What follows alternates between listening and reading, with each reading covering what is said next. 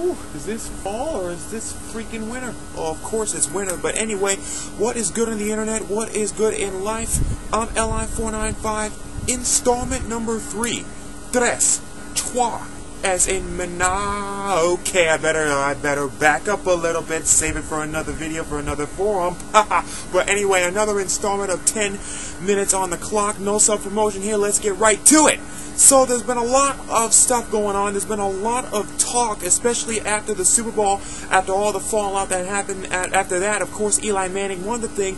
But this week, it seems like most of the talk has been about Brandon Jacobs and what he said, particularly about Gisele Bündchen, of course, Tom Brady's hot behind supermodel wife. And he pretty much said, you need to, hey, woman, what do you think you are trying to be an expert on a man's sport like the NFL football is? You need to just go ahead, just look cute, just model, just keep on posing like this, and leave the football to the guys. And obviously that was a paraphrasing. He actually said she needs to look cute and shut up. But here's what I think about this, and I was watching Michael Smith on ESPN one day actually talk about this, and I believe that he brought up a great point. Nobody else in that New England Patriots locker room, because you heard obviously what Gisele Bündchen said. You know, how come none of the Patriots receivers were catching the ball? And obviously, she said that, you know, Brady can't throw the ball and catch the ball at the same time, and it was directed at Aaron Hernandez and Wes Welker and Deion Branch, who had some critical drops in that fourth quarter of that Super Bowl, obviously. But Michael Smith said that Brandon Jacobs was pretty much saying what everybody else inside that New England Patriots locker room was thinking. Because you know how most of these locker rooms work.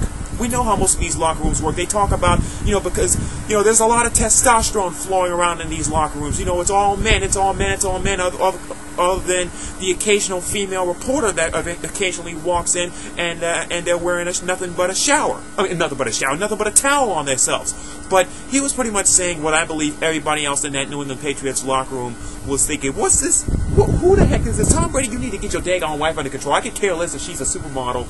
You need to get yourself under control. But Brady could pretty much go to them and say, where's your supermodel wife? Where's your mansion in Los Angeles? Exactly. Even though obviously he wouldn't actually do that, but he's got one up on everybody else because he got a supermodel wife. So, but I do think that perhaps the media made a little bit too much of that story, and they probably just should have just let it go. I don't think that those were appropriate comments, by the way, by Brandon Jacobs. But moving on, speaking of media stories, this LeBron James Kendrick Perkins stuff that happened after that Blake Griffin dunk, which everybody had a freaking orgasm over, including Twitter, because that Blake Griffin dunk from a couple of weeks ago blew up Twitter, and everybody was there's the wind trying to blow my freaking monitor again. I don't pay you for this. But anyway, LeBron James, Kendrick Perkins, that was another media story, because after that dunk happened, LeBron James made some comment on Twitter saying that, you know, that had to be the dunk of the year, that had to be the dunk of the decade or something like that, move over number 2, I'm number 2, and then Kendrick Perkins was like, what the heck are you doing talking about this? And everyone was saying that this was because a lot of players around the league after the decision made, of course, in 2010, and lost a lot of respect for LeBron. But what was the problem, really, with LeBron James actually going ahead, being able to just go on Twitter and just comment on a great play? I mean, you know, it's not like players only watch their games. It's not like these NBA players just focus on their games and they don't watch what else is going on in the NBA. They know what else is going on in the NBA. You know, if a referee tosses a coach out of a game or something like that, if a coach gets fined or if a player gets fined or if a player spits on a referee, or if there's something going on between two players in another game, it happens. And other players obviously know about this because the NBA is obviously a fraternity. So it's not like LeBron James it's not like he's just afraid to just, you know, it's not like he should be just, you know, focused on his team. You know, obviously he should be because he wants to win a championship, but it's not like he's not keeping up with everything else that's going on in the league. He knows, everybody else knows, everybody needs to chill about this. LeBron James was just complimenting Blake Griffin on a great dunk. You know, it was a heck of a dunk.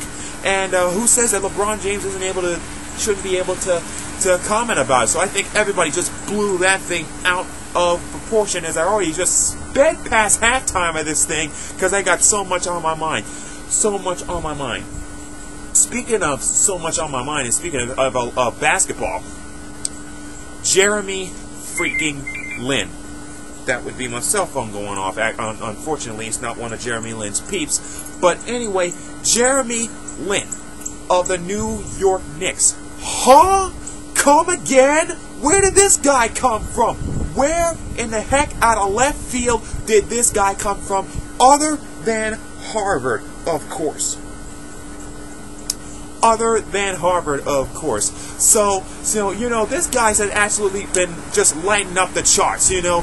Everybody is in love with him. New York can't get enough of him. Mayor Michael Bloomberg is probably going to go ahead and rename 17th Street after this dude, obviously because he wears the number 17. He came out of Harvard, was benched. Carmelo Anthony's injured. He gets a chance to shine, and he's making all of it that he can. He put 38 points up on the Los Angeles Lakers when Kobe Bryant made some comment talking about, I don't know who Jeremy Lin is, I've never heard of him. Well, now you know, Kobe, because he just went ham on your behind, and he scored 38 points, contributing to a New York Knicks victory over the LA Lakers in Madison Square Garden. Now, to be fair to Jeremy Lin and the fact that everybody's trying to make him like the NBA's version of Tim Tebow, to be fair, you gotta wonder if the Knicks are gonna be able to continue this once Carmelo Anthony and Amari Stoudemire come back, because New York's absolutely loving this guy. They're absolutely loved. They cannot get enough of him. Lin mania, if you will, Lin sanity has taken over the NBA, and particularly the tri-state by storm.